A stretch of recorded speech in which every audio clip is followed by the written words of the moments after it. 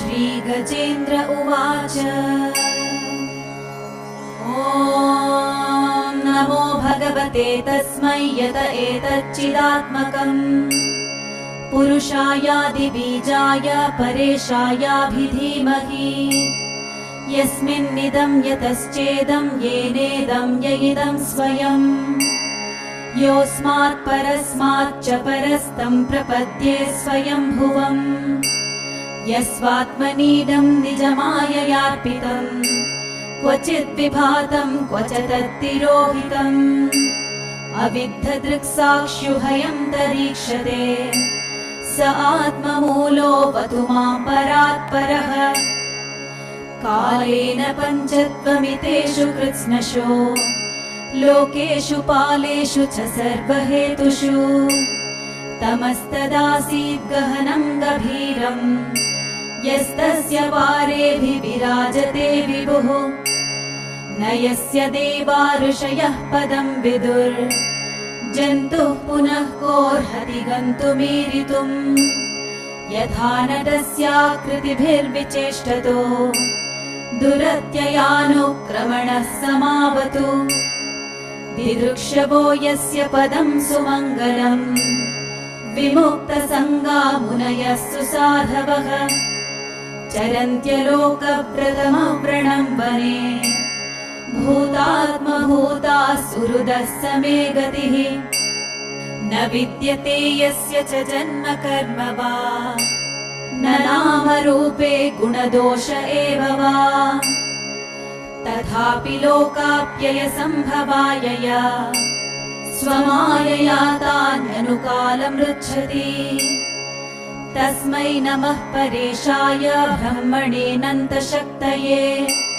अरूपायोरुरूपाय नम आश्चर्यकर्मणे नम आत्मप्रदीपाय साक्षिणे परमात्मने नमो गिरां विदूराय मनसश्चेतसामपि सत्त्वेन प्रतिलभ्याय नैष्कर्म्येन विपश्चिता नमः कैवल्यनाथाय निर्वाणसुखसंविदे नमः शान्ताय घोराय मूढाय गुणधर्मिणे निर्विशेषाय साम्याय नमो ज्ञानघनाय च क्षेत्रज्ञाय नमस्तुभ्यं सर्वाध्यक्षाय साक्षिणे पुरुषायात्ममूलाय मूलप्रकृतये नमः सर्वेन्द्रियगुणद्रष्ट्रे सर्वप्रत्ययहेतवे असताच्छाय योक्ताय सदाभासाय ते नमः नमो नमस्तेऽखिलकारणाय निष्कारणायाद्भुतकारणाय सर्वागमाम्नाय महार्णवाय नमोपवर्गाय परायणाय गुणारणिच्छन्नचिदुष्मपाय तत्क्षोभविस्फूर्जितमानसाय नैष्कर्म्यभावेन विवर्जितागम स्वयं प्रकाशाय नमस्करोमि मातृप्रपन्नपशुपाशविमोक्षणाय मुक्ताय भूरिकरुणाय नमोलयाय स्वांशेन सर्वतनुभृन्मनसि प्रतीता प्रत्यग्दृशे भगवते बृहते नमस्ते आत्मात्मजाप्तगृहवित्तजनेषु सक्तै दुष्प्रापणाय गुणसङ्गविवर्जिताय मुक्तात्मभिस्वहृदये परिभाविताय ज्ञानात्मने भगवते नम ईश्वराय यं धर्मकामार्थविमुक्तिकामा भजन्त इष्टां गतिमाप्नुवन्ति किं चाशिशोरात्यपि देहमव्ययम् करोतु मेदभ्रदयो विमोक्षणम् एकान्तिनो यस्य न कञ्चनार्थम् वाञ्छन्ति ये वै भगवत्प्रपन्नाः अत्यद्भुतं तच्चरितं सुमङ्गलम् गायन्त आनन्दसमुद्रमग्नाः तमक्षरं ब्रह्म परं परेशम् अव्यक्तमाध्यात्मिकयोगगम्यम् अतीन्द्रियं सूक्ष्ममिवातिदूरम् अनन्तमाद्यं परिपूर्णमीडे यस्य ब्रह्मादयो देवा वेदा लोकाश्चराचराः नामरूपविभेदेन फल्ग्याचकलया कृताः यथार्चिषोऽग्ने सवितुर्गभस्तयो निर्यान्ति संयान्ति असकृत्स्वरोचिषः तथा यतोऽयं गुणसम्प्रवाहो बुद्धिर्मनः खानि शरीरसर्गाः स वै न देवासुरमर्त्यतिर्यन् न स्त्री न षण्ढो न पुमान् न जन्तुः नायं गुणः कर्म न सन्न चासन् निषेधशेषो जयतादशेषः जिजीविषेणाहमिहामुया किम् अन्तर्बहिश्चावृतये भयोऽन्या इच्छामि कालेन न यस्य विप्लव तस्यात्मलोकावरणस्य मोक्षम् सोऽहं विश्वसृजं विश्वम् अविश्वं विश्ववेदसम् विश्वात्मानमजं ब्रह्म प्रणतोऽस्मि परं पदम् योगरन्धितकर्माणो हृदि योगविभाविते योगिनो यं प्रपश्यन्ति योगेशं तं नतोऽस्म्यहम् नमो नमस्तुभ्यमसह्यवेग शक्तित्रयायाखिलधीगुणाय प्रपन्नपालाय दुरन्तशक्तये कदिन्द्रियाणामनवाप्यवर्त्मने नायं वेद स्वमात्मानं यच्चक्त्याहं धिया हतम् तं दुरत्ययमाहात्म्यं भगवन्तमितोऽस्म्यहम् हरे Krishna Krishna Krishna Hare Hare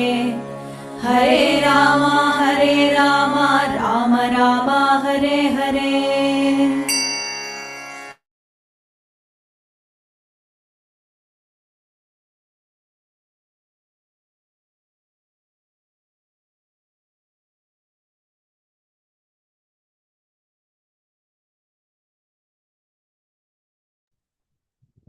Hare Krishna, everyone. Hare Krishna, Prabhuji. Dhanavad Pranam. Dhanavad Pranam. Okay, loud and clear? Yes, Prabhuji. Prabhuji. Hare Krishna. How was the prayers by Gajendra? Any reflections, any realizations? I think we have to read through the English to understand, Prabhuji. We were hearing the mantras, it was nice, but we have to know the translation. All right. The good news is, whatever Gajendra is spontaneously outpouring, the entire philosophy we have already learned, right? In Canto number 1, Canto number 2, Canto number 3, as well as the 18 chapters of Bhagavad Gita. So while we go through the English translation of all these prayers, you realize that actually, wow, it's all coming together very, very, very nicely. Okay. So should we just maybe go through those prayers in English? Okay with you, Shalini Mataji? Hare Krishna, Prabhuji. Krishna. Okay, so we will go through the English. Yes, Prabhuji. Wonderful.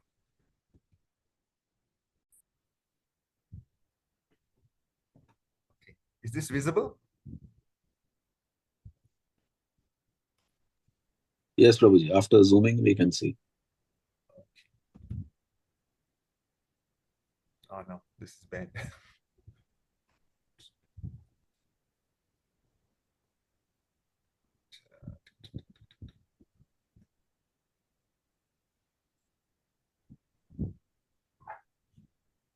Okay, let's make do with what we have here, right? Okay.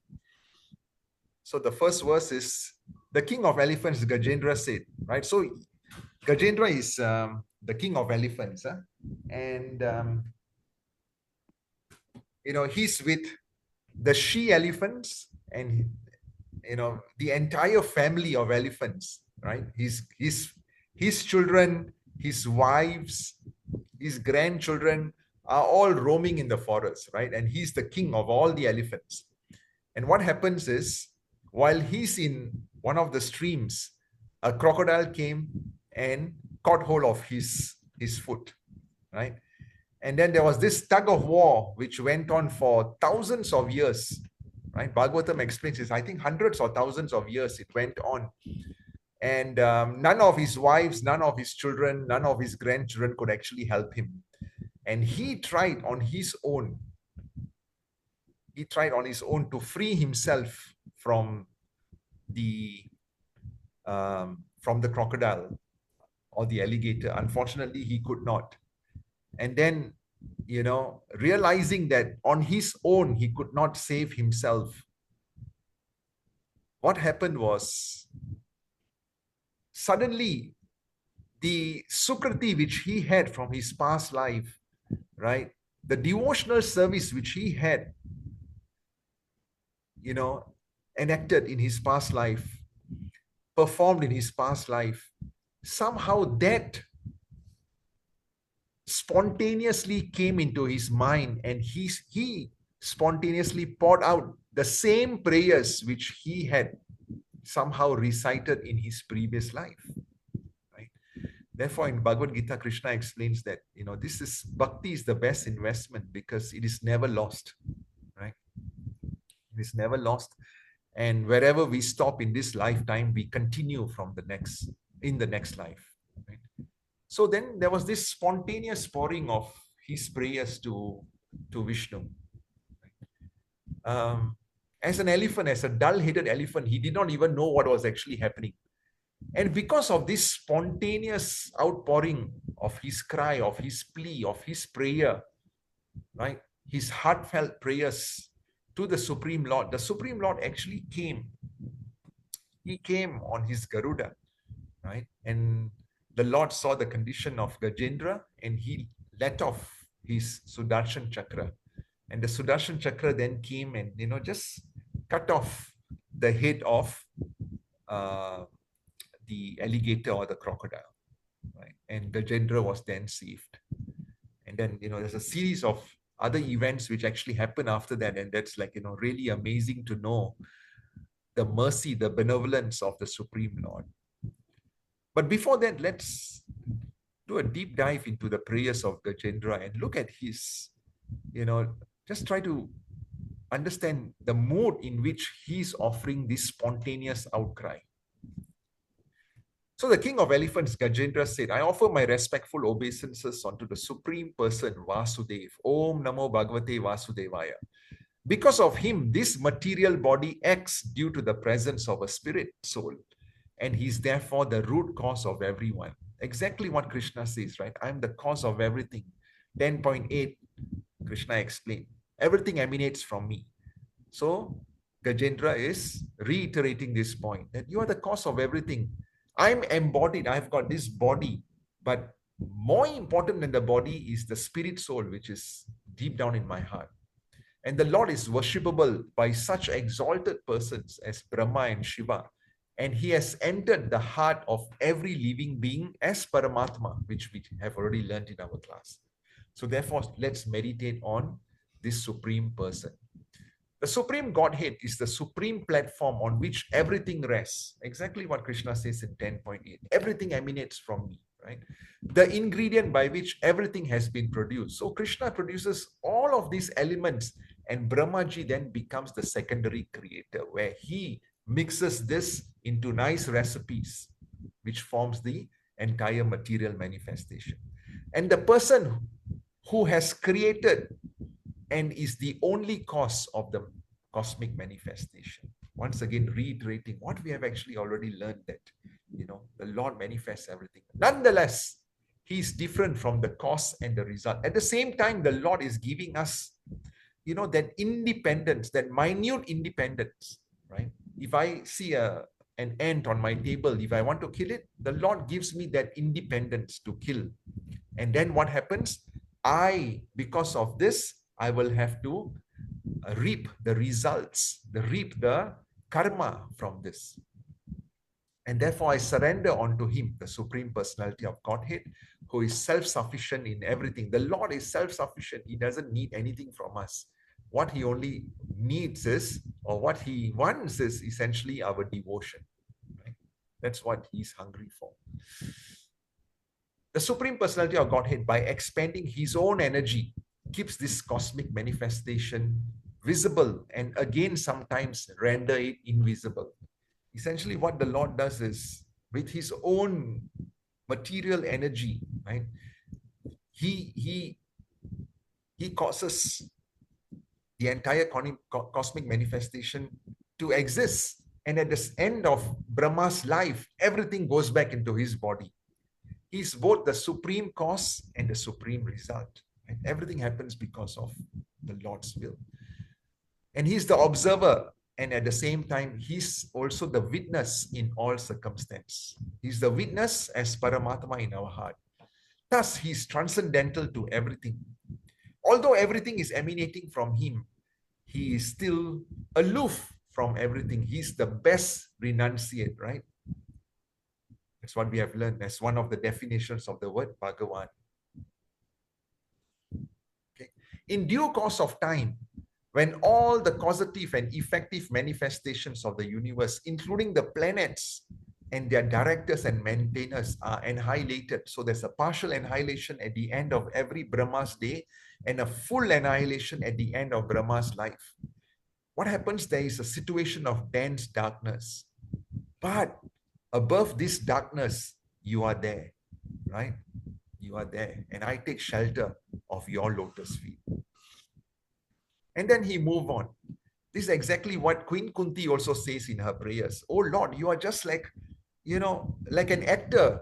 We only see the facade. We only see, the mask which is covering you. And that's like so little, right? There's so little we know about you. You are just inconceivable, right? Just like an actor, when he puts on the makeup, when he puts on the costume, you only see that element, but you do not see what his real self is at the back.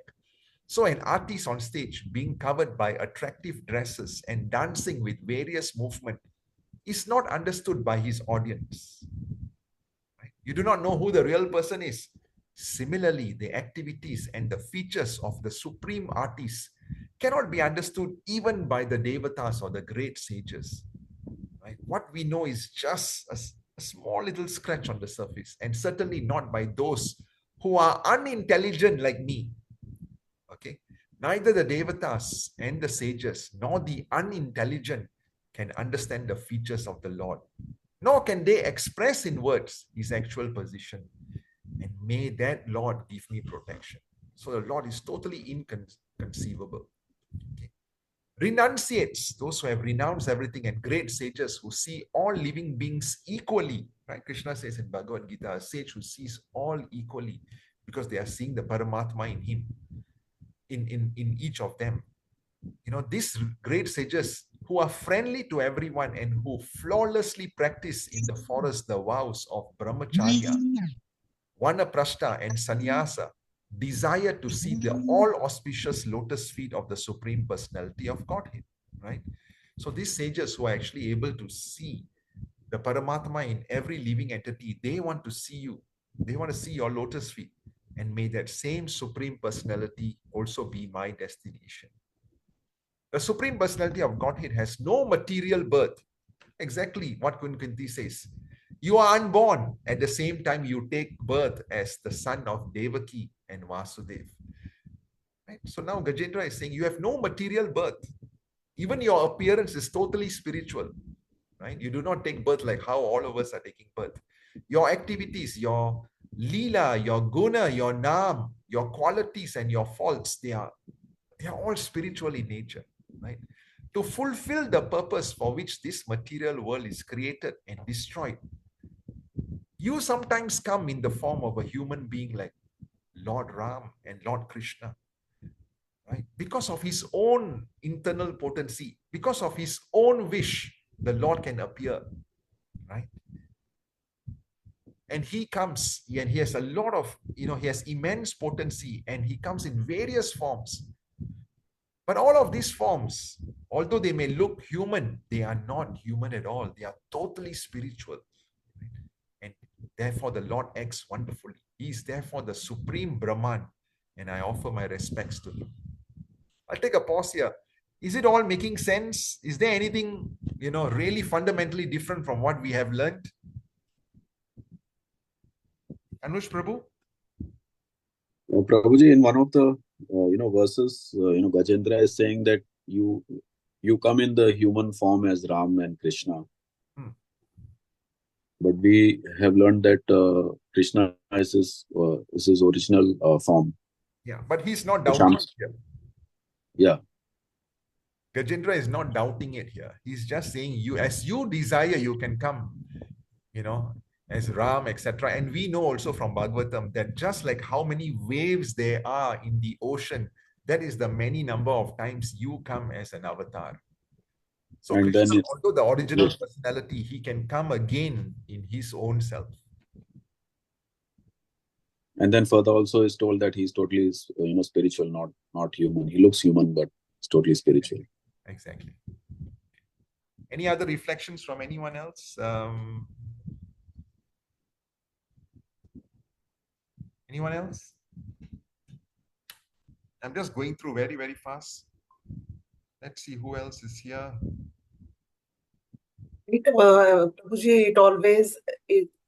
It started by glorifying the God, as we have earlier also learned Kunti prayers and all, where every time before we ask, we glorify the God.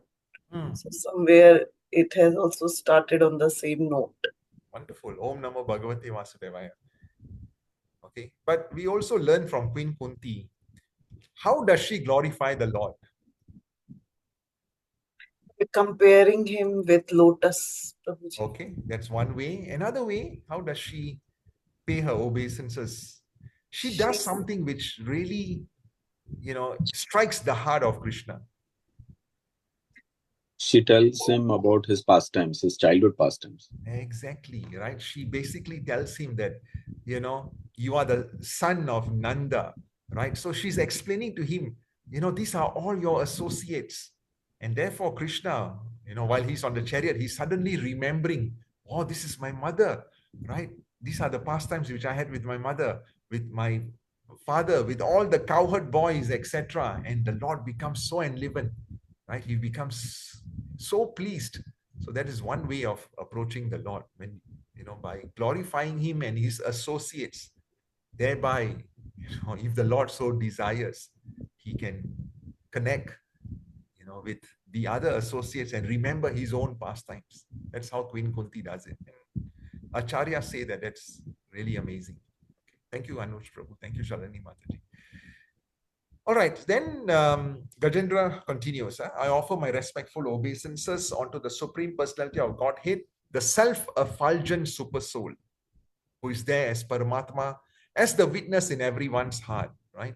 So if we are a devotee, then the Lord, what the Lord will do is he will try to help us and orchestrate our devotional service to him. And the Lord will also allow us, right, to have more realizations on devotional service on the Supreme Lord, because he removes all the entire dirt, right? So from the heart, we will get new realizations. Okay, that's what the super soul actually factually does. But if we are not a devotee, then what the Lord does is he's just a witness. He's just a witness of what we are doing, right? And then we will get our fair share of results, right? And therefore, the Paramatma, who enlightens the individual soul and who cannot be reached by exercises of the mind, the words, and the consciousness. The Lord cannot be just reached like that. The Lord can only be reached through devotion. The Supreme Personality of Godhead is realized by, and then it continues, right? By pure devotees who act in the transcendental existence of Bhakti Yoga. It's not by jnana, right, that we can approach the Lord. It's only through bhakti. He's the bestower of uncontaminated happiness. That's the true spiritual ananda, true bliss. and he's the master of the transcendental world. And therefore, I offer my respectful obeisances unto him, right? So as an elephant now, he's remembering that, you can only be reached by bhakti. I offer my respectful obeisances unto Vasudeva, who is all-pervading, to the Lord's fierce form as Narsinghadev, and the Lord's form as an animal, right? Example, Varahadev. To Lord Dattatreya, who preached impersonalism, to Lord Buddha, and to all other incarnations, I offer my respectful obeisances unto the Lord, who has no material qualities, but who accepts the three qualities, goodness, passion, and ignorance within the material world, right? So essentially, these three qualities are also emanating from his body, actually, right? From him, right? Maya is the energy which is emanating from him. And therefore, I offer my respectful obeisances unto the impersonal Brahman effulgence. You see, from Bhagavan, he's then went on to the Paramatma. And now from the Paramatma, he's going to the Brahman effulgence. He's respecting all the three forms of the Lord. Right? I beg to offer my respectful obeisances unto you, who are the super soul, the Paramatma, the superintendent of everything, and the witness of all that occurs. You are the supreme person, the origin of material nature, right? The three modes of material nature, they originate from the Lord and of the total material energy. You are also the owner of the material body, right? The material body is also owned by the Lord. Everything is owned by him anyway. Therefore, you are the supreme complete. Therefore, I offer my respectful obeisance. My Lord, you are the observer of all the objectives of the senses. Without your mercy, there's no possibility of solving the problem of doubts. So even that intelligence to solve an issue, a problem, comes from the Lord. Right? If the Lord so desires, right, the Lord can solve our problems. But even if it seems like the Lord is not solving our problem, actually the Lord is, we need to take a 32,000 or 35,000 feet overview, all right? In time to come, we will actually see that whatever the Lord has done, even if it did not go in our way, it has been orchestrated for our good. It's only time which will tell, right? And therefore, we need to have that faith that even if something doesn't go right, it's okay because the Lord understands. And the Lord is actually orchestrating something else, which in the end result will be good for us. Okay, so that's very important. The material world is like a shadow resembling you. Chapter number 13. Remember the banyan tree? Krishna explains, right? So the material world is a shadow of the spiritual world. Indeed, one accepts this material world as real because it gives a glimpse of your existence. So for us, it's real, but actually, no, the real world is the spiritual world. This is just a reflection. My Lord, you are the cause of all causes. Exactly what Krishna has mentioned, but you yourself has no cause. Isn't it? So it's very hard for a non-devotee to understand this because materially we feel that everything needs to be born. Right? So when we say that, there's no cause to Krishna, there was never a time when he did not exist, nor we. It's very hard for us to perceive this because we are using our material consciousness to connect the dots. Okay, we just need to have faith that this is what it is. Therefore, you are the wonderful cause of everything. I offer my respectful obeisances unto you, who are the shelter of the Vedic knowledge contained in the Shastras, which are your representation. So the Bhagavad Gita, the Vedas, etc., they are the source of, they are the Lord's representation. Keeping the Bhagavatam at home is as good as having the Supreme Lord in your house. And you are the source of the parampara system because it is you who can give liberation. You are the only shelter of all transcendentalists, right? We learn from the Damodar Leela that every one of us are bound, okay? We can only be unbound by one who is not bound at all, who is not bound at all. Who is that person who is not bound? The Lord or the spiritual master. right? So the spiritual master can save us. Krishna can save us, all right, because they are not bound. They're not bound by Maya. So you are the only shelter for all the spiritualists. Let me offer my respectful obeisances to you. My Lord, as the fire in Agni wood Arani wood is covered, you and your unlimited knowledge are covered by the material modes of nature, right? Remember, from the Lord comes, right, the energy, the material energy, right? Maya, the three modes of material nature.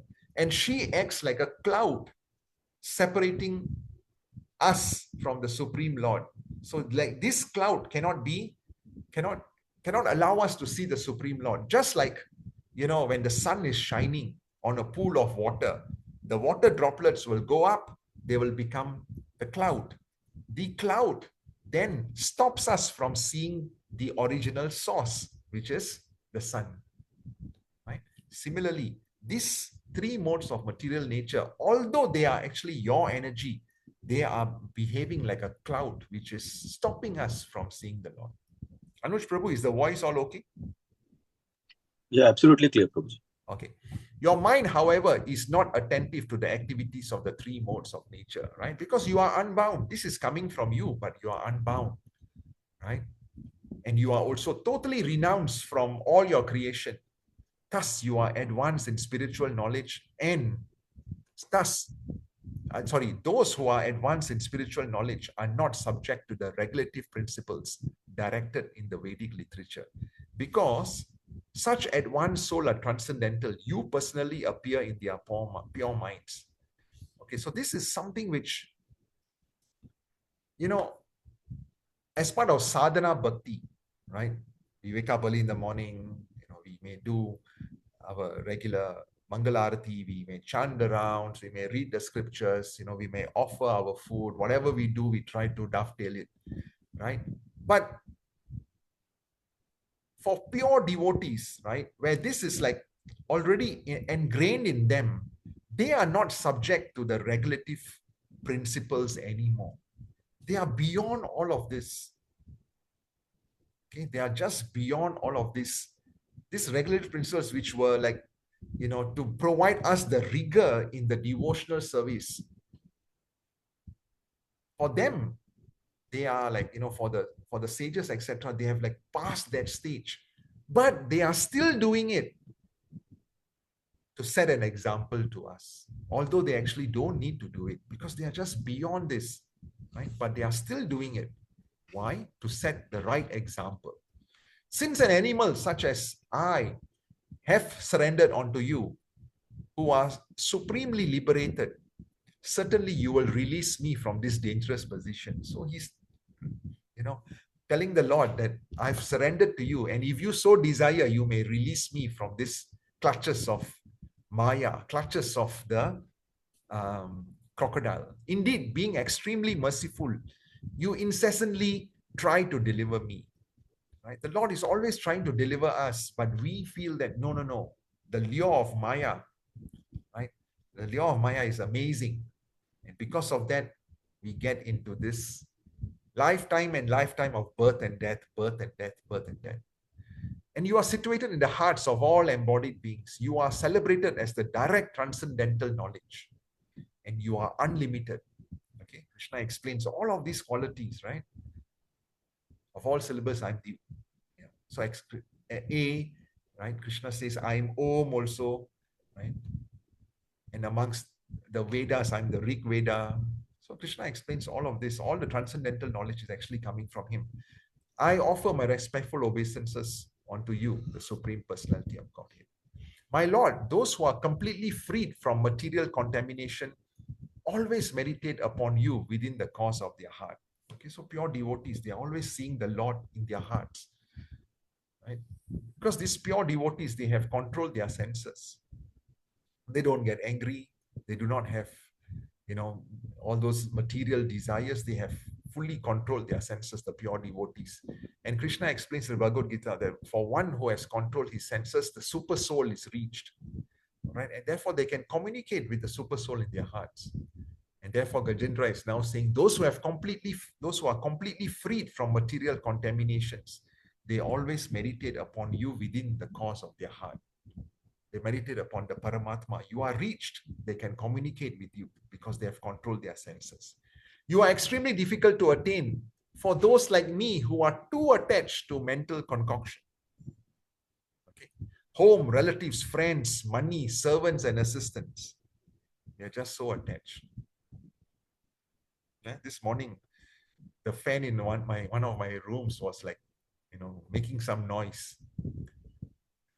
My mind was already, oh my God, I need to spend money on this, right? I need to repair this guy. I need to probably change the fan because it's making noise. See how the mind keeps on tricking us. So then Gajendra continues, you are the Supreme Personality of Godhead. You are uncontaminated by the modes of nature. You are the reservoir of all enlightenment, the Supreme Controller, and therefore I offer my respectful obeisances to you. Upon worshipping the Supreme Personality of Godhead, those who are interested in the 4 principles of religion, okay, we have discussed this in our class. Economic development, artha, sense gratification, right? Karma, liberation, moksha, right? And then religion, dharma, all right? Obtain from him what they desire. Anush Prabhu, what's the 5th principle? Remember, we taught in the class, we discussed in the class. Dharma, artha, kama, moksha, and then the last one, which Prema Bhakti. Pardon? Prema Bhakti. Exactly. Prema is the 5th one. Huh? What then is to be said of other benedictions, right? If the Lord can give you this, right? If you do the proper dharma, right? The Lord will give you that economic development, will provide you with all the resources. These resources then you can use for sense gratification, right? And then it reaches a stage where you realize, what am I running after all of this? The Lord is giving, the Lord still maintains us without all of these riches, right?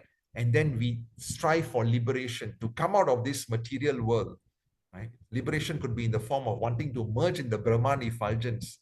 But more importantly, the devotees are not asking for that. The devotees are saying, can I just have pure devotion to you so that lifetime after lifetime, I can just become your servant? What then is to be said of other benedictions? Indeed, sometimes the Lord gives a spiritual body to such ambitious worshippers.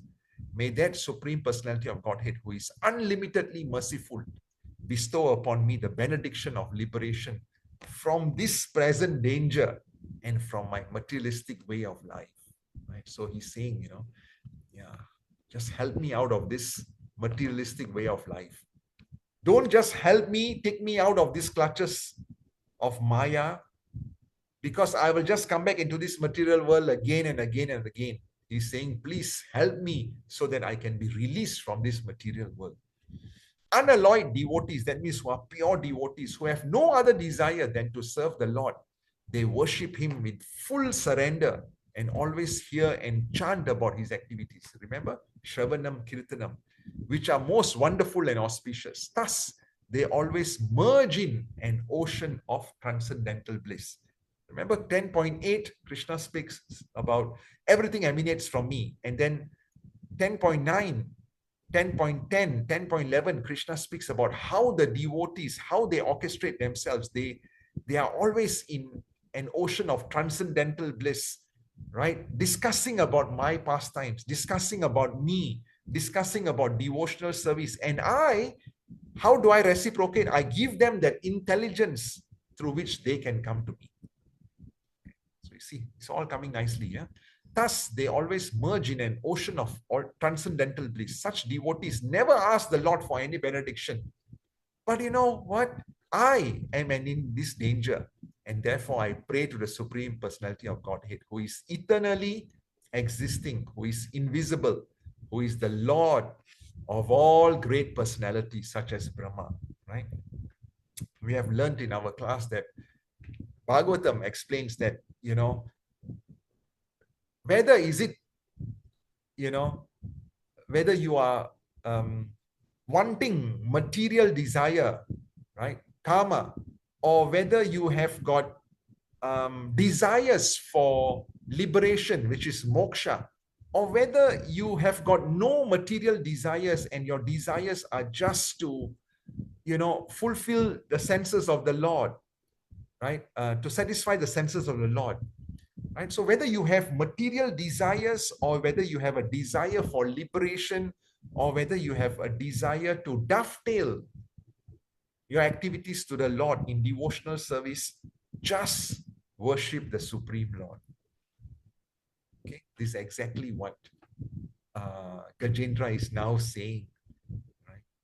Even I've got this desire to be released from this pain. Okay, I'm worshiping you. So being extremely subtle, the Lord is beyond the reach of my senses. And transcendental to all eternal external realization. The Lord is unlimited. He's the original cause and He's completely full in everything. And therefore, I offer my respectful obeisances unto Him. Okay, just bear with me a few more minutes. The Supreme Personality of Godhead creates His minor parts and parcels, the Jivatma. All right, so all of us, beginning with Lord Brahma, the demigods, the expansions in the Vedic knowledge, and including all other living entities, moving and non-moving, with their different names and characteristics. So everything is coming from the Lord. As the sparks of a fire or the shining rays of the sun emanate from their source and merge into it again and again, the mind, the intelligence, and the senses, the gross and subtle material bodies, and the continuous transformation of the different modes of nature, everything actually comes from the Lord. And then at the end of Brahma's day, at the end of Brahma's life, they merge back into the Lord. He is neither a devata, nor a demon, nor a human, nor a bird, nor a beast. He is not a woman, a man, right? Neuter, nor is he an animal. He is not a material quality, a fruitive activity, a manifestation, or a non-manifestation. He is the last word in the description of not this, not this. Okay? He is unlimited. Just inconceivable the Lord is. I do not wish to live anymore after I am released from this attack of the crocodile. What's the use of an elephant's body covered with externally and internally by ignorance? What's the use of coming back into this material world again and again? I simply desire eternal liberation from this material body, from this covering of ignorance.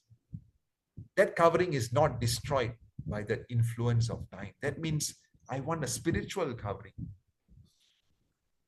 Right?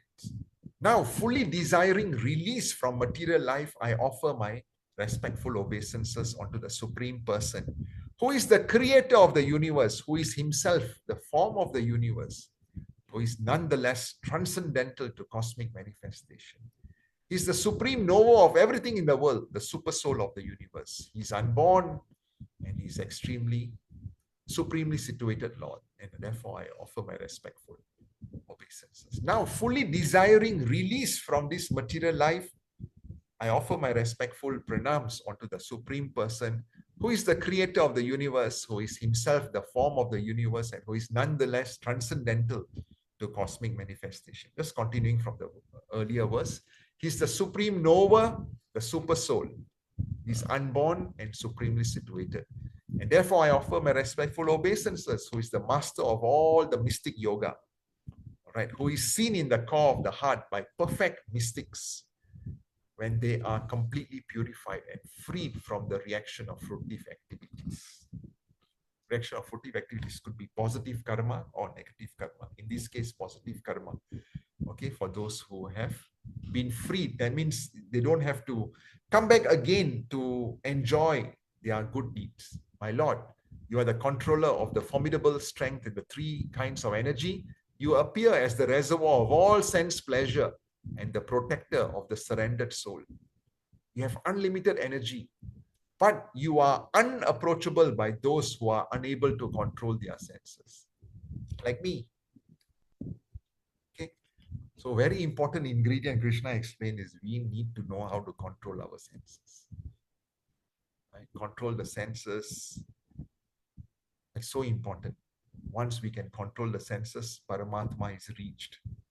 then the sages who have controlled their senses, they can communicate with the Lord. I offer my respectful obeisances unto the Supreme Personality of Godhead, by whose illusory energy, Maya, the Jiva, the living entity who is part and parcel of the Lord, forgets his real identity. Okay, remember we have explained this many times. Okay, Maya makes us forget our real identity because of this bodily concept of life. I take shelter of the Supreme Personality of Godhead, whose glories are difficult to understand. Okay. Then Gajendra, being forcefully captured by the crocodile in the water and was feeling acute pain, but when he saw that Narayan coming, wielding his disc, he was coming in the sky on the back of Garuda, he immediately took a lotus flower in his trunk, and with great difficulty due to the painful condition, he uttered the following words: "O my Lord Narayan, Master of Universe, O Personality of Godhead, I offer my respectful obeisances unto you." Okay. So that brings us to the end of Gajendra Moksha. Any realizations, Ravinda Prabhu, Lalita Mataji, Venkat Prabhu?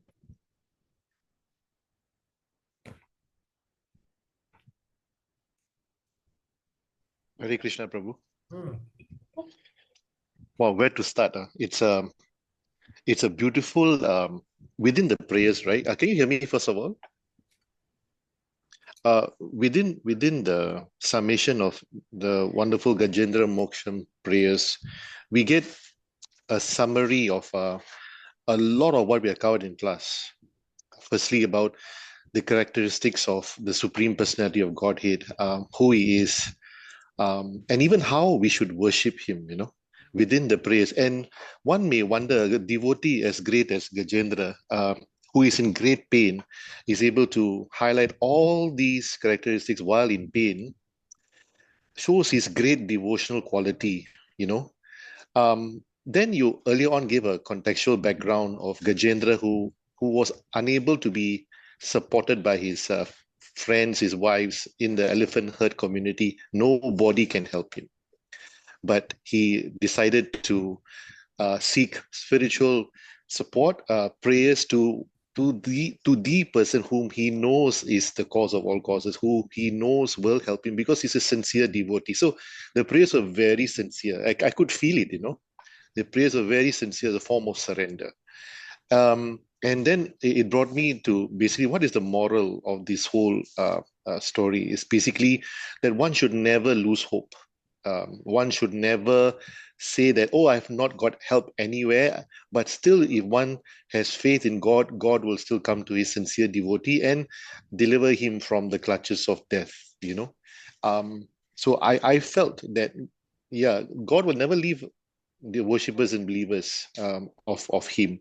He will definitely come if one is in complete surrender. And when Narayan actually came on Garuda, Gajendra had the quality of even offering the lotus flower as a form of obeisances to acknowledge the Lord's presence. To me, it's incredible quality of devotional service while we are acknowledging the qualities and characteristics of God that Gajendra was highlighting. So I found the relationship between qualities of devotee, qualities of God, very clearly summarized in the whole prayer. So very, very powerful to me. Thank you, Prabhu. Thank you, Prabhuji, for sharing your realization. I am deeply touched by what you have just mentioned, which is so nice. Yeah. Thank you, Prabhu. Shalini Mataji, would you like to maybe give a try on what were your personal reflections while you were, reading the text of his prayers? Prabhuji, I was very mesmerized that whatever we are learning, again and again, they are saying the same thing, as it was said by you, that we have covered this thing. And even I was feeling like how one person can remember everything, one after other, given the way the situation Gajendra was. Like he could even memorize everything.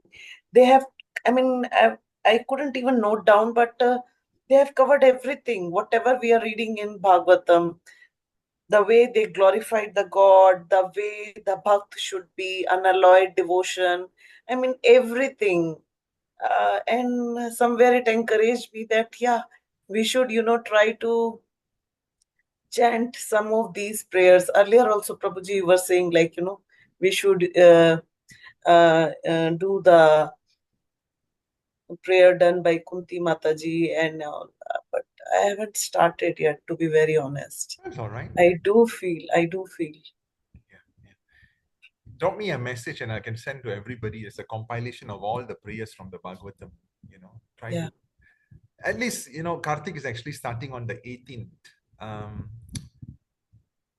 Just take it out, from your phone, just read it. If you were to ask me what is my takeaway from these prayers, I'll share with you all very, very shortly, but I want to hear from Venkat Prabhu.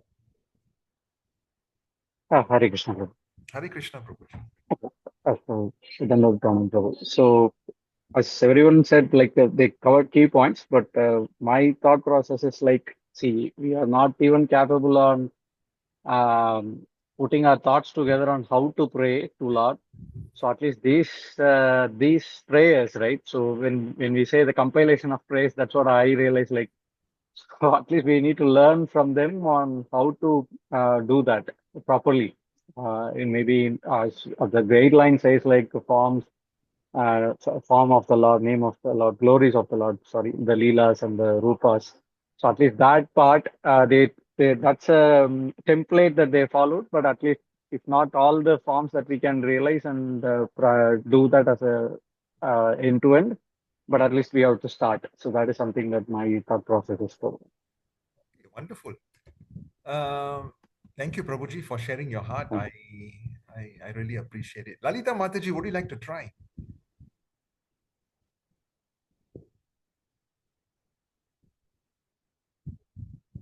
Renuka?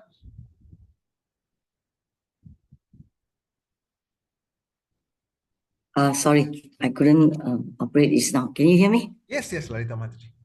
Yeah, my realization is was my perspective lah. I guess we don't think of the Lord until we're in trouble.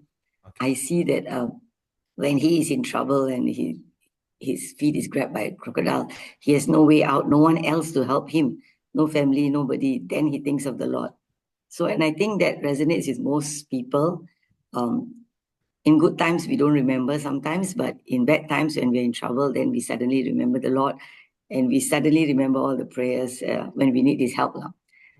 So I guess what I would learn from it is, I think we shouldn't wait for that kind of situation, but do it all the time.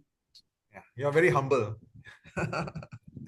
You're very humble. You're always doing it, but thanks for sharing it. Renuka? Hare Krishna, my realization was that in Bhagavad Gita, Krishna emphasized that whatever devotional service we do, nothing is wasted and we will continue in next life.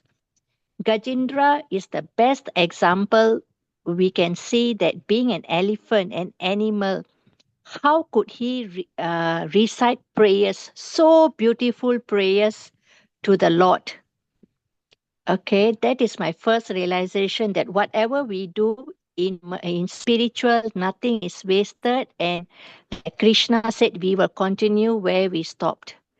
And my second realization is how much of attachment we have for wife, husband, children, anything around us. Nothing is going to help us at the time of distress and in difficulty. Gajendra had hundreds of wives, thousands of children, and no one could help him. And for 1,000 years, for a while, even his family left him, saying that, oh, we can't help you. They all just left.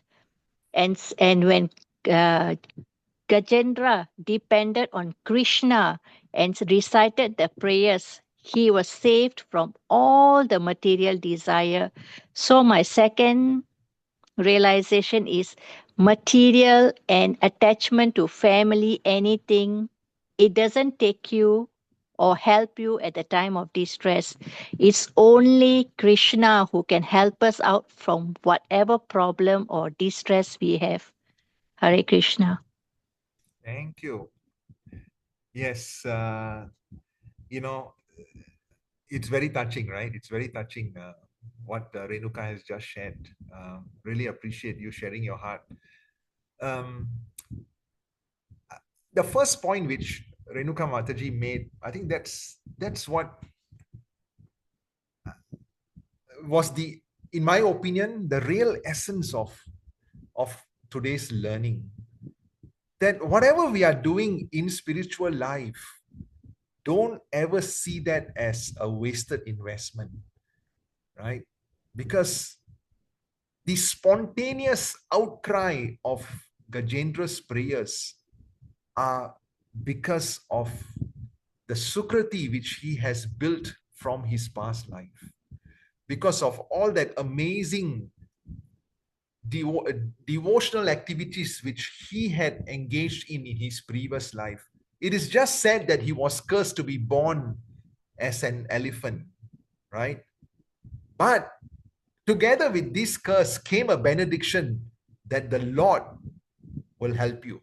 The Lord will actually come and save you, and that would be your last life. Right? So this entire potency of actually praying came from the Lord. The Lord says, I'm the source of all remembrance and forgetfulness also. Okay. So, I think in today's class, if we forget everything else, just remember this point, that whatever we are doing in this life, everything becomes zero, null and void unless it's spiritual in nature. Only our spiritual activities will actually be the best investment, which continues from where we have stopped in the last life. Okay. Anything else, Ankur Prabhu?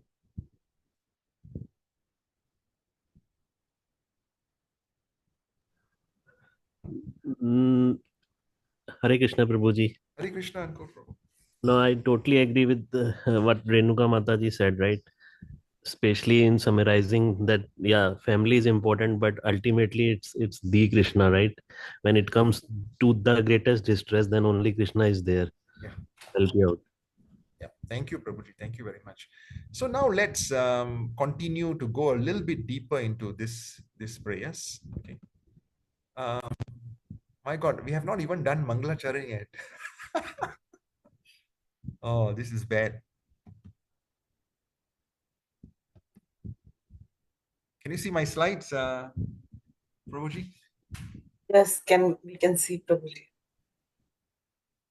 Okay. So let's start with Mangalacharan.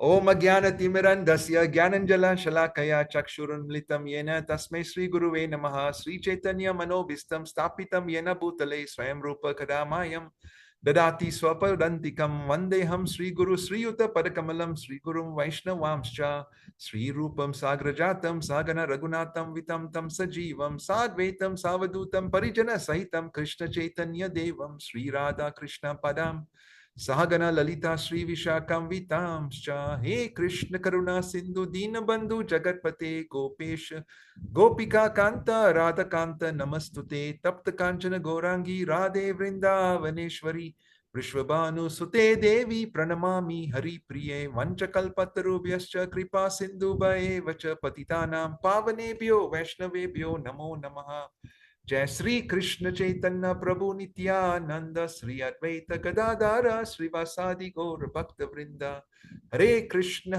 Krishna Krishna Hare Hare Hare Rama Rama Rama Hare Hare Hare Krishna Krishna Krishna Hare Hare Hare Rama Rama Rama Hare Hare Hare Krishna Krishna Krishna Hare Hare Hare Rama Rama Rama Hare Hare Om Namo Bhagavate Vasudevaya Om Namo Bhagavate Vasudevaya Om Namo Bhagavate Vasudevaya Narayanam Namaskritya Naram Cheva Narottamam Devim Saraswatim Vyasam Tato Jayamudiraye Nashta prayasta abhadreshu nityam bhagavata sevaya bhagavati uttama shloke bhaktir bhavati nashtuki. Okay. So earlier on, we discussed this, right, in the class that, one who has got no material desires, right, only spiritual desires, or akama, sarva kama, those who have got all material desires, or moksha kama, one who is wanting liberation, this person should, all these people should just engage in devotional service. Okay. And then, you can look through this later on. This is the interest of time. When I send these slides over to you, once again, look at, what is casual devotional service, which, I engage in, not sure about yourselves, or intense devotional service. Intense means you are carving out time for this. Casual means, TK, when everything is done, then I will think about this. Right? So one is prioritization, giving sole focus, and then putting the rest of the other material activities around it. That's intense devotional service. In fact, the word intentional comes from the word intense. Ravi Prabhu, isn't it correct? Intentional, intense. Yeah, I can say that, yes. In some way, it's like, connecting nicely. And then casual means you do everything else, and then agar time hai to, we will do devotional service. Okay. So have a look at this chart. I think it's important for us to also recalibrate ourselves, where we are. It's okay. Wherever we are, it's all right. But have a clear intention that we need to improve ourselves. Okay. It's good. So then we spoke about Gajendra's prayers. Right? So God is my anchor. Why do we recite the Gajendra Moksha prayers during the month of Karthik? Okay. Because it really highlights the supreme theme of surrender. Right? Number one. Number two, it's the Lord's mercy, the benevolence of the Lord. Right? Number three is, just spending the first 1 hour today on reading about Gajendra Moksha, we are remembering the Lord's Leelas, right? The Lord's pastimes. And then, on Renuka's point about detachment, that yes, everything is important in our material life, yes, but remember the ultimate importance should be given to bhakti, because everything else leaves us. My mother will leave me, my father has left me, my kids, my family, none of them will join me. Only the Supreme Lord, who is there as Paramatma, lifetime after lifetime, before and before, long time, since immemorial, he has been with me. All right? And he will continue to be with me, but I've just forgotten about him. All right? And then finally, this, whatever which we do during the month of Karthik, it's just amplified. Any devotional activity performed during the month of Karthik is said to yield multiple times the spiritual benefit. Of course, we are not, really caring about the spiritual benefit. We are just doing it out of spontaneous love for the Lord. I hope so. That's what we are supposed to do, and not ask for a benediction, etc. Right? But at the same time, we just want to intensify this, get the best of this sale period, right? There's this June Singapore sale. There's the 10-10 sale. And now this is the Karthik sale. So, what's the best thing you could do during Karthik? From 18th onwards, 18th of October onwards, maybe start on the 17th, is to just offer a ghee lamp to the Lord. As simple as that. Okay. Ghee lamp, just offer to the Lord Damodar. That's the simplest thing which we could do. Do it every day. Okay, so after reciting the prayers, what Gajendra did was spontaneously, right? Because of the good deeds, because of his past prayers, the Lord gave him the remembrance to remember how do you orchestrate yourself in front of the Lord. He saw a lotus, immediately he removed it and he offered to the Lord. So beautiful. And he said, "Oh, my Lord Narayan, I offer my respectful obeisances unto you. So then Narayan came running. Okay, you can see in this picture over here. He came running, right? He got down from Garuda. He came running, and the first thing he did was the Sudarshana Chakra, he let go. And then that Sudarshana Chakra cut the alligator or the crocodile's neck. Okay. So obviously Gajendra was so excited, so happy, wow. Whatever prayers I've learned in my past life, I'm able to remember them. I offered them to the Lord. There was no other avenues for help. And therefore, I also outpoured this request for help to the Lord, and the Lord has come to help me. Okay, so he's feeling so happy. But then, what he realized was, the Lord came to help me. The Lord came, as an answer to my prayers. And I also asked for moksha, going back to the supreme abode without having to come back again into this material world. But lo and behold, what am I seeing? I'm actually seeing that this crocodile who was torturing me, right? This crocodile appeared with 4 hands.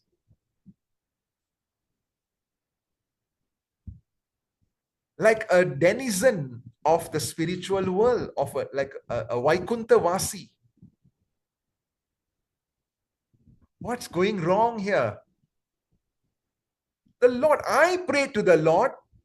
I offered this lotus to the Lord, and look at what the Lord is doing. The Lord has given this Swarupya Mukti, right? With 4 hands, right? He has liberated the crocodile. Crocodile has gone to his original form of 4 hands and going back to the spiritual world. So Gajendra is perplexed.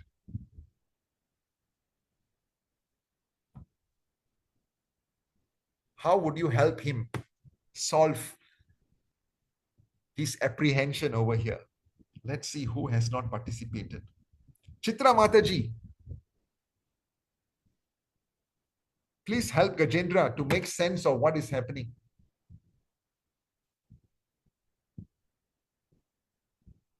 I made the prayer, I offered the lotus flower, and look what the Lord has done. He's liberated the crocodile instead of liberated me.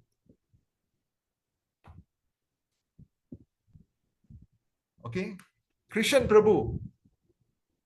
Hello, good morning, sir. I just joined 9 minutes ago. Initially, 1 hour I was not able to connect.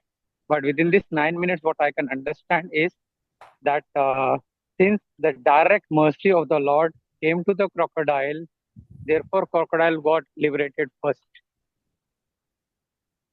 Okay. Good answer, good attempt. Thank you very much. The Sudarshana Chakra hit the crocodile and therefore got the mercy. Wonderful. Anyone else would like to try? Manoj Prabhu.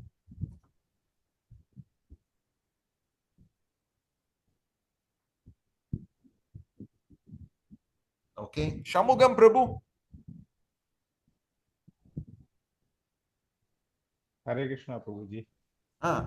Little bit louder, the voice. Okay, hold on. I close my door. Can. Please continue.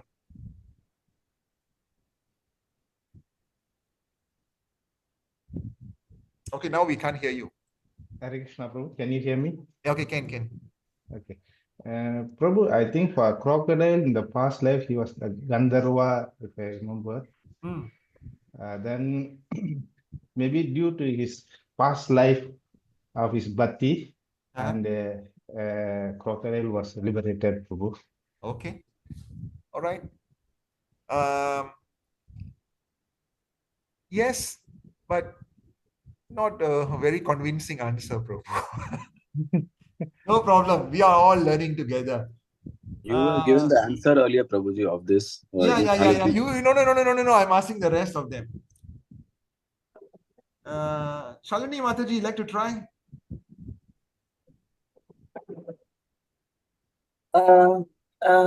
I was wondering, as we have learned even during our Bhagavad Gita classes, Prabhu has liberated everyone. Those who were like, when he comes there during the war, also whosoever have fought there, they were all liberated. Very nice point. Whether, they were his opponents or those who were with them. So Excellent. similarly, I believe here also the crocodile was liberated before Gajendra. Yeah, very good point, Mataji. Anyone who actually had a vision of the Lord, they will get liberated, right? Whether you are, part of Duryodhana's army, or whether you are part of the Pandavas' army, anyone just having the vision of the Lord, they get liberated. That's a wonderful answer. Correct. One last try, anyone?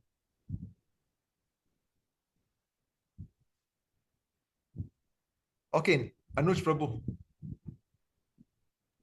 You had told earlier, Prabhuji, that that the crocodile, he was all along holding the feet of the devotee of the Lord. So because of which, the Lord was merciful and he liberated the crocodile. Exactly. You see, the Lord is so kind, no? Whatever big sins which we do, he makes them so small. And whatever small little deed which we do, the Lord amplifies it in a big way. Whose prayer is that?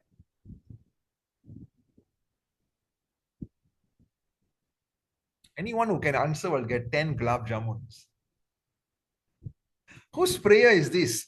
Whatever small which we do, you amplify it so big. And whatever great sins which we have done, you make them so tiny, You regard them so tinily. That is your mercy, O Lord. Anush Prabhu, you want to try? Bilva Mangal Thakur's prayers. Remember? Bilva Mangal Thakur, that was his prayers. Right? So what the Lord saw was not that, this crocodile was giving so much of pain to Gajendra. Right? But what he saw was, he was actually at the lotus feet of my devotee. Because of him being at the lotus feet of my devotee, the devotee actually remembered me. The devotee was able to recite these beautiful prayers to me. And therefore, the source of the entire orchestration, right, is actually the crocodile. That's how the Lord actually saw. And therefore, he says, you are to get the first mercy of going back home, back to Godhead. Does it make sense, everyone? Lalita ji, does it make sense? Yes, it does. Okay. So the Lord is so merciful,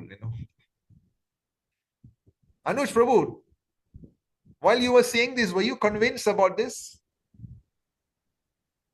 While I was saying the answer, what you told about that he was at the devotee's feet, that's, that. Yes, absolutely. Because, of course, we are taught from beginning that we cannot disregard devotees. We cannot have any offenses. We should not do any offenses at the feet of devotees. And he was holding the feet of devotee. I mean, his mood was not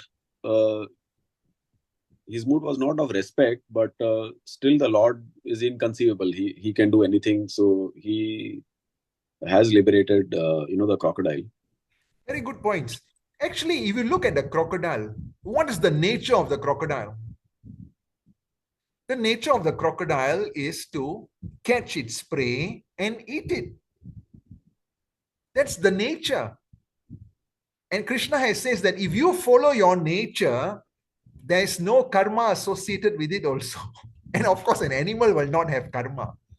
Right? So very good point, Prabhu, you are bringing. Actually, that's the nature of the crocodile. And more importantly, the backstory is, right, the crocodile was a Gandharva in the past life, and his pastime was always to go and pull devotees' feet. And therefore he was actually, cursed, because there was this sage who was swimming in the pond. And, this Huhu, his name was Huhu, he went and he actually held on to the feet of the sage while the sage was swimming, and the sage got a shock and therefore cursed him. Right? So actually it's the nature of the crocodile, and therefore the Lord was very, very merciful. Okay, so now let's continue with the backstory. I don't think we can go to other elements of the Bhagavatam continuing on last week's class, but it's okay. Right? So Sukadev Goswami described the joyous scene after Gajendra was saved and then detailed the previous lives of the two personalities. Okay. Who is Sukadev Goswami speaking with?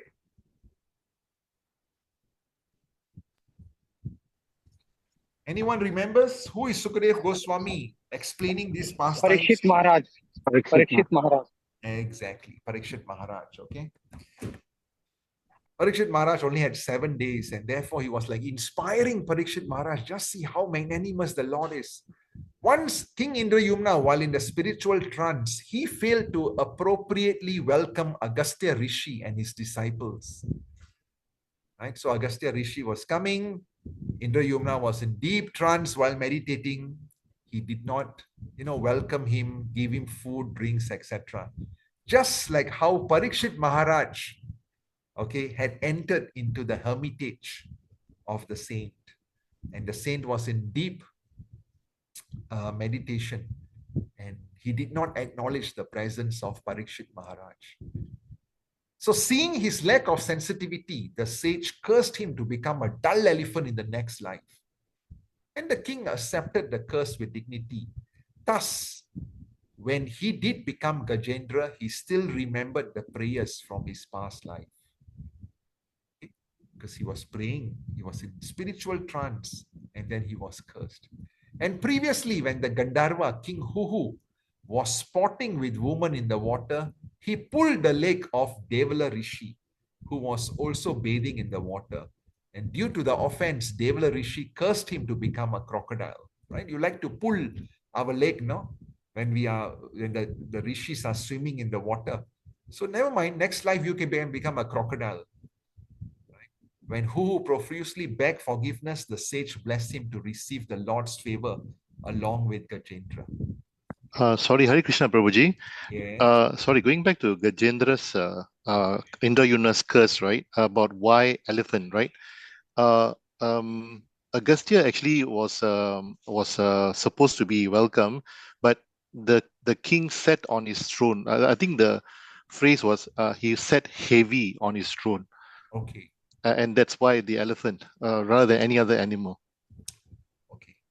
Good point, Prabhu. I missed that point, but thanks for highlighting that. Yeah. So he was like not waking up from there, is it, Prabhu?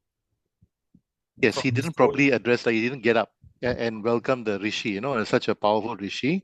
Okay. He sat, the phrase I saw somewhere, he sat heavy on the throne, Okay. and therefore he was seen to be a heavy set person. Therefore, okay, since you're heavy set, you'll be an elephant in your next life. Okay. Okay. Thanks for the clarification. Really appreciate it. Yeah. And also because, he was, the sage, according to this, the sage cursed him to become a dull elephant in the next life because, he did not appropriately acknowledge the Agastya Rishi and his disciples. Okay. Thank you, Ravi Prabhu. Right? So Gandharva, who having the mentality of a denizen of heaven, would have taken millions of years to become an associate of the Lord. But here he gets the opportunity to see the Lord face to face. Okay, so the curse was actually also a blessing. Right? And he was freed from all the sinful reactions. And Indradyumna was awarded Sarupya Mukti. That means he'll look exactly like the Lord in Vaikuntha. Right? And he was also awarded devotional service to the Lord and of course the personal darshan of the Lord, which would have taken a long time if he were just a regular king. Okay, so these are all blessings. All right, so Gajendra's offerings of the lotus flower, it signifies the spontaneous outcry, spontaneous love for the Lord. He offered his body, mind, and his words in the service of the Lord, and therefore he surrendered. Okay, it is not a payment or a a loving exchange for what the Lord had given him. Actually, it's not. It's just a spontaneous love. Right? So this is important because it gives us a lot of lessons from this pastime, right? Like whatever difficulty we are going in life, because we have entered into this devotional service of the Lord, this difficulty is actually just a token. It could have been worse, but because I'm your devotee, oh Lord, you have made it so small, right? And I know that whatever is happening is actually a blessing. In time to come, all right, when I take a helicopter view, I will realize that, wow, actually everything which is happening for me, it's for my benefit. Only time will reveal it, right? So we need to somehow accept gratefully, gracefully, actually, without being disturbed. It's not easy, right? I could have deserved worse. I deserve worse, definitely, but this is just a token. Right? And sometimes, when we go through a very, very distressing situation, we ask ourselves, God does not exist. Otherwise, why is he not helping me? He doesn't love me. We become very, very vengeful, this blaming psychology. Right? Sometimes we withdraw from society, we fight, we get into doubts, etc. But this pastime actually teaches us a lot that the Lord is there. Right? We just need to have patience. Patience. So, what attracted Lord Krishna to the elephant? Was it the incredible and unusual sight of an animal reciting a prayer? Was it the content of the prayer? Was it a comprehensive delineation of Krishna's glories that attracted the Lord to the scene? Neither of these grabbed the attention of the Supreme Lord. After all, eloquent prayers are regularly recited in his honor by all living entities. The outstanding feature of Gajendra's prayers. Okay, sorry. The outstanding feature of Gajendra's prayers was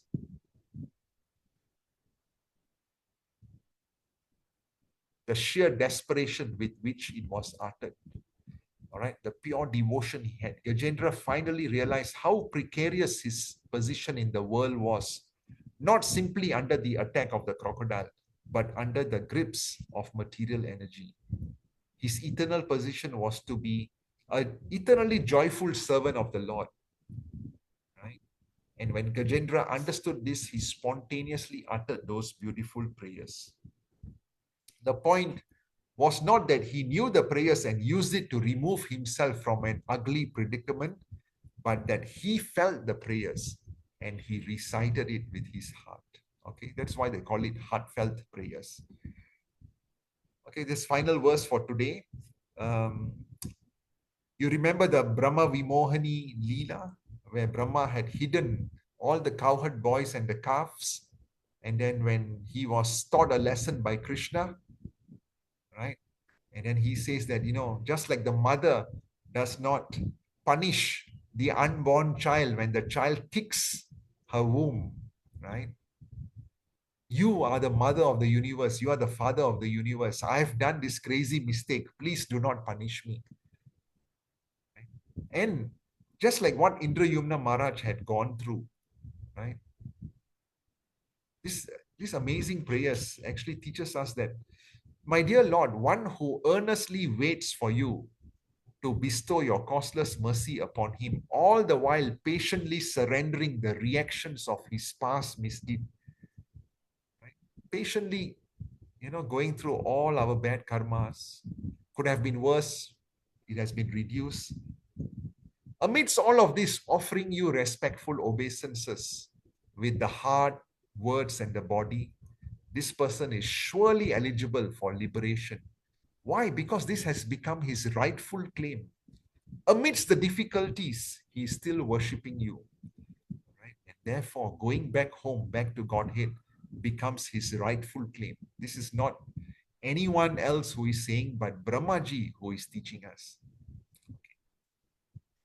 So, try to memorize this verse. Tateno kampa susumiksamano bunjena evatma kritam vipakam hridvag vapurbir vidadan namaste jiveta yo muktipada sadayabak. Right? So with this, we come to the end of today's class. So normally during Karthik month, we will recite the Damodar Astakam. We will go through the Leelas of Lord Damodar. We also do this Gajendra Moksha prayers. We also, sometimes read the prayers of the Nagapatnis, right? When Krishna had subdued the Naga Kaliya. Right? So these are all beautiful prayers which we can actually recite during the month of Karthik. Any questions? Anyone would like to share any realizations of theirs? Can I say something, Prabhu? Yes, Anuj Prabhu. I heard earlier in some class or somewhere, I don't remember, but I just heard that that Gajendra, when he was praying, he didn't know who the Supreme Lord was, and he but he knew that there is Supreme God, but what is but who he is or what he is and how he should pray, he didn't know all that, but he believed in his heart that that there is a Supreme God, and he lifted his trunk with the lotus flower, and he offered to that Supreme Lord who is there, whom he really don't know as an animal, but but at least it was there in his heart that yes, there is a Supreme Creator, there is a God, and he offered his his very pure prayers. So this is what I Yes, heard. Prabhu. Yes. I think it was one of the classes in Gita Reading Society, and my Guru Maharaj had also explained this, that while he was reciting this verse, these are like spontaneously coming in our mind, coming into his mind because of what he had done in his past life. And therefore, this is the best investment, because one fine day, it will just spurt out from our minds, right? So at that moment when he's doing this, he realized no one else could help him. And then, this presence came into his mind, right? As an elephant, right? Krishna says, when we are given this human form, that's the best form to remember the Lord, right? To engage in devotional service, etc. The animal may not have that intelligence. And therefore, at that point in time, when he was reciting the prayers, it just came spontaneously. He did not know, he didn't know, who this is going to be aimed at. All right. But there's a higher power, certainly. But while he was reciting, that further intelligence also came to him. So can we take this parallel, Prabhuji, of we being in Gajendra's place and trying to understand the Lord and trying to offer prayers, and that we are stuck in this material world, and this crocodile probably is our desires or lust, which is holding us here. And we can offer our lotus, like flower, which is our devotion service or prayer to the Lord. Yeah, that's a nice. And then the Lord can free us from this crocodile and from this material world, the lake. Anything offered with purity from the heart is accepted by the Lord. Thanks for the idea. Okay, anybody else? Actually, I did these prayers yesterday at Ceylon Road Temple. Because we finished the Bhagavad Gita, and so every year they gave me like 15 weeks to do classes there. So this is the second year, and next year again for 15 weeks, and then for other weeks they do other program.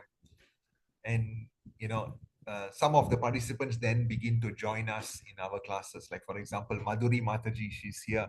She's actually from the class over there, right? So so they then come over and join these classes over here. So yesterday I did these prayers, and I felt really nice, sharing these prayers, and therefore we decided to do this over here too. Okay, so remember 17th night is Purnima, and 18 is the start of Karthik.